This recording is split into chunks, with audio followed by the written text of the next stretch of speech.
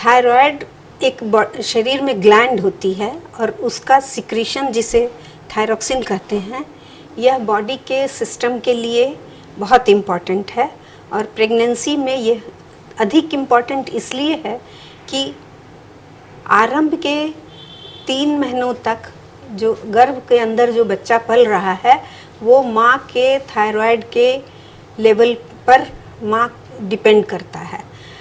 माँ के थायराइड का लेवल अगर सही नहीं है तो उससे बच्चे के विकास पर, उसके ब्रेन, मानसिक और शारीरिक विकास पर असर पड़ता है। तो इसलिए यह बहुत इम्पॉर्टेंट है कि प्रेगनेंसी के समय माँ का थायराइड का स्तर सामान्य हो। और इसके लिए इसीलिए हम लोग कहते हैं कि प्री प्रेगनेंसी माँ को अपना थायराइड भी जांच करके देखा रहना चाहिए कि वो प्रेग्नेंट होगी तो उसका थायराइड का स्तर सही है या नहीं। अगर थायराइड के परसेंट की बात करें तो कितना परसेंट होना चाहिए जो एक नॉर्मल समझ सके? बैलेंस जो होता है ना, वो ब्लड में TSH उसके लेवल से हम लोग देखते हैं कि माँ का TSH का लेवल अगर सही है तो वो ठीक है। अगर उसमें कमी है, थायरोक्सिन सिस्टम में कम है तो TSH का लेवल बढ़ जाता है। वैसे हालत में हम लोग माँ को थायरोक्सिन की गोली देते हैं और हम लोग कोशिश करते हैं कि उनका लेवल एक ऐसे सामान्य स्तर पर रहे जिससे कि बच्चे को थायरोक्सिन का लेवल बच्चे में जाता रहे और उसका विकास सुचारू रूप से होता रहे।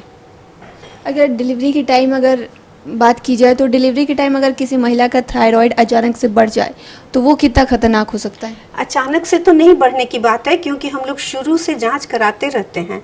और महिला का अगर TSH लेवल गड़बड़ है तो हम लोग 4 से 6 हफ्ते पर उसकी जांच कराते रहते हैं और ये चाहते हैं कि पूरी 9 महीने की प्रेगनेंसी के दौरान उसके TSH का लेवल सही रहे। इसलिए वो डिलीवरी के समय तो फिर सही रहेगा।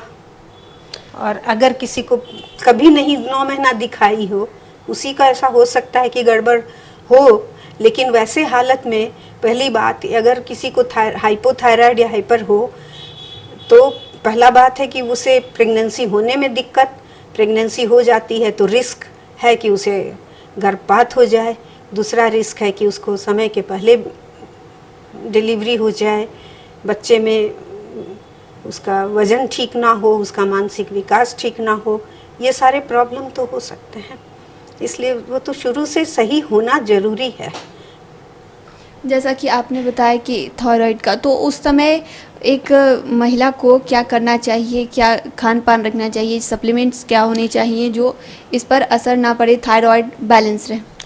खान पान का बहुत कुछ असर नहीं पड़ता है, लेकिन मेन उसमें यही है कि जांच करानी चाहिए और आप अपना TSH का लेवल देख के रखें, जो कि प्रेगनेंसी में जो TSH का लेवल होता है, जो उसका पैरामीटर है, उस हिसाब से उनका लेवल बना रहे।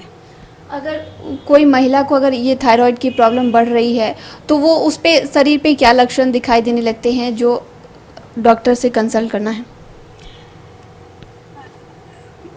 अगर महिला को का TSH बढ़ रहा है तो इसका अर्थ हुआ कि उसको हाइपोथायराइडिज्म है। हाइपोथायराइडिज्म के ही केस ज़्यादा होते हैं। तो इसमें महिला को सुस्ती हो जाती है, शरीर में सूजन होने लगता है, ठंड लगने लगती है, उनको डलनेस हो जाता है, उनका